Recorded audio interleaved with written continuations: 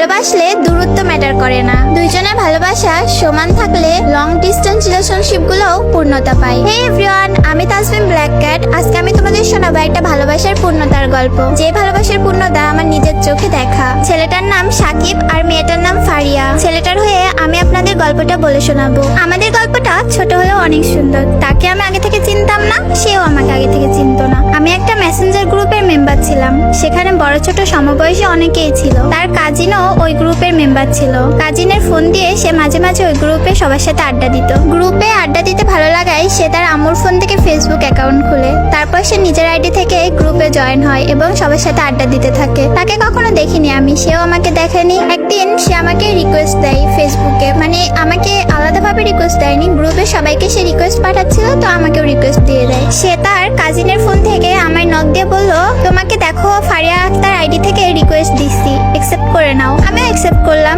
তার সাথে এমনই ফ্রেন্ডলি কথা বলতাম। হঠাৎ একদিন পিক চাইলাম, সে তার কাজিন সহ একটা ছোট বোন সহ একটা গ্রুপ পিক দিল আমাকে। তখন আমার ভেতরে ভালো লাগা কাজ করছিল, জানি না, তবে অন্যরকম একটা ফিলিংস হতো। গ্রুপে একটা ছেলে তাকে বউ বলে ডাকতো, সেও তার সাথে কুত্তা বিড়ালের মতো ঝগড়া করতো, জানি না কেন, কিন্তু খুব জেলাস ফিল হতো। গ্রুপ থেকে রাগ করে লিভ নিয়ে নিতাম। তার কাজিনকে এসএমএস দিয়ে জিজ্ঞেস করতাম যে সে খাইছে কিনা, কি করছে, ভালো আছে কিনা, গ্রুপে কার সাথে কি এসএমএস করছে ওইগুলোর স্ক্রিনশট নিতাম। পরে ওর কাজিনকে বলতাম আমাকে আবার গ্রুপে অ্যাড দিতে। মনের ভাবগুলো তার কাজিনের সাথে শেয়ার করতাম, আর তার কাজিনকে নিষেধ করতাম তাকে যেন কিছু না বলে। এভাবেই চলতে থাকে, তাকে কিছু বলার সাহস হতো না। একদিন অনেক সাহস করে ওর কাজিনকে বলি যে আমাকে একটু সাহায্য করো, আমি কিভাবে তাকে আমার মনের কথা বলবো, আমাকে একটু বলো। ওর কাজিনকে এসব কিছু বলার পরে ওর কাজিন গিয়ে ওকে সবকিছু বলে দেয়। আমি যে কথাগুলো বলতাম ওর কাজিনকে, ওর কাজিন লুকিয়ে লুকিয়ে সব কথাই ওকে বলে দিত। একবার ঈদের ভিতরেও আমাকে নক দেয়, শুভেচ্ছা জানায়, তারপর বলে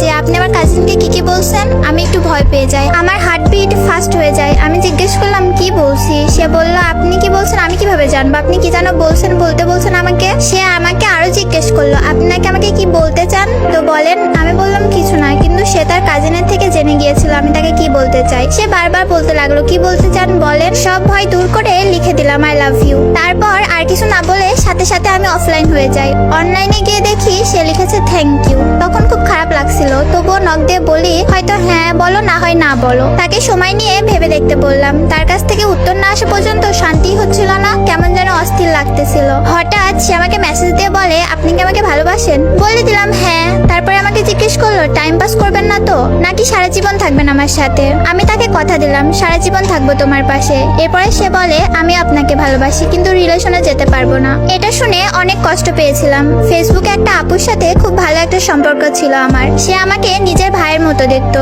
তার কাছে সবকিছু শেয়ার করি, অনেক কান্না করি। তখন আপুটা তাকে মেসেজ দিয়ে অনেক বোঝায় যে রিলেশন করো, না হলে একটা ভালো ফ্রেন্ড হয়ে থাকো, ভালোবাসতে তো বলতেছি না। এরপরে সে রাজি হয়ে যায়, শুরু হয় নতুন ভাবে পথ চলা। তার থেকে তার ফেসবুক আইডির পাসওয়ার্ড নেই, তার ফ্রেন্ড লিস্ট থেকে সব ছেলেদের আনফ্রেন্ড করে দিতে বলি। সে আমার কথা মতো যা বলতাম তাই শুনতো। এভাবেই ঝরগা হাসি মজাতে দিন কাটছিল আমাদের। একদিন তাকে বললাম তার আম্মুর সাথে আমার পরিচয় করিয়ে দিতে। সে প্রথমে রাজি না হলেও পরে একজন ফ্রেন্ড হিসাবে তার আম্মুর সাথে আমার পরিচয় করিয়ে দেয়। প্রতিদিন তার আম্মুর সাথে অল্প অল্প কথা বলে দুজনের মধ্যে ভাব জমিয়ে নিই। হঠাৎ একদিন তার আম্মুকে বলি আপনার কাছে কিছু চাওয়ার আছে আমার, আর সেটা আমাকে দিতে হবে। ওর আম্মু কিছু না জেনেই বলেছিল হ্যাঁ দিব। 3 দিন সময় লেগেছিল ওর আম্মুর কাছে এটা বলতে যে আমি আপনার মেয়েকে চাই। এরপর সে তেমন কথা বলতো না, ফ্যামিলি প্রবলেম হয়েছিল তাই। কিছুদিন পর আবারও সব আগের মতো হয়ে যায়। সে আমার বিয়ে করা বউ ছিল না, কিন্তু সব সময় তাকে বউ ভেবেই শাসন করতাম। আমার অনুমতি বাদে কোথাও যেতে দিতাম না।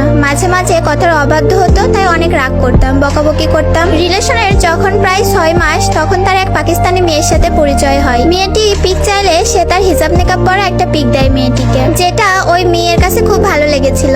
মেয়েটি তার বড় ভাইকে পিকটা দেখায়, তার বড় ভাইও বেশ পছন্দ করে তাকে। মেয়েটির বড় ভাই তাকে বিয়ের প্রস্তাব দেয়, আর সেও রাজি হয়ে যায়। তার আইডি আমার কাছে থাকায় আমি সব মেসেজগুলো দেখে ফেলি। একসময় সম্পর্ক ভাঙার সিদ্ধান্ত নেই। পরে সে খুব কান্নাকাটি করে তার ভুল হয়ে গেছে আর এমন করবে না এগুলো বলে আমার কাছে ক্ষমা চাই। তাকে একটা সুযোগ দেই, খুব ভালোবাসি তাকে, তাই সব ভুলে গিয়ে মাফ করে দিলাম। আর সেই পাকিস্তানি ছেলেটাকে বুঝিয়ে বললাম যে ও আমার বউ, আর ছেলেটাকে অনুরোধ করলাম যে যেন ওর থেকে দূরে থাকে আর কখনো যেন যোগাযোগ না করে। এরপর সবকিছু থেকে ওই ছেলেকে ব্লক করে দেই। তার ইমো, হোয়াটসঅ্যাপ সব নিজের ফোনে লগ ইন করে নেই। তার নাম্বারও পাল্টে সব জায়গা থেকে আমার নাম্বার অ্যাড করে দেই। সেও আমার আইডির পাসওয়ার্ড নিল, ইনবক্স চেক করলো। একটা সময় আমিও অনেক মেয়ের সাথে আড্ডা দিতাম, কোনো রিলেশন ছিল না, জাস্ট ফ্রেন্ড হিসাবে কথা বলতাম। সে ওইসব মেসেজ দেখে আমার সাথে একটু রাগারাগি করে, কিন্তু পরে ওকে আমি সবকিছু বুঝিয়ে সবকিছু ঠিক করে নিই। দেখতে দেখতে দুইজনে এসএসসি পরীক্ষা শেষ করলাম। আগে থেকেই বাসায় তার বিয়ের অনেক প্রপোজাল আসতো। পরীক্ষা শেষ হওয়ার পরে আরো আসতে শুরু করে। সে কান্নাকাটি করতো, আমাকে হারানোর ভয় পাইতো। আমার ভেতরেও অনেক হারানোর ভয় ঢুকে যায়।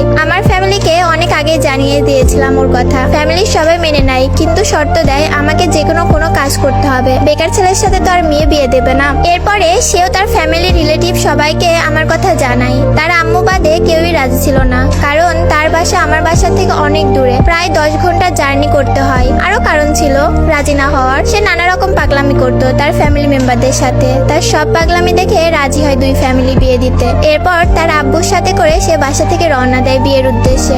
আমি আর আমার এক বন্ধু মিলে তাদের রিসিভ করতে ঢাকায় যাই। ঢাকা থেকে আমার জেলায় নিয়ে আসি।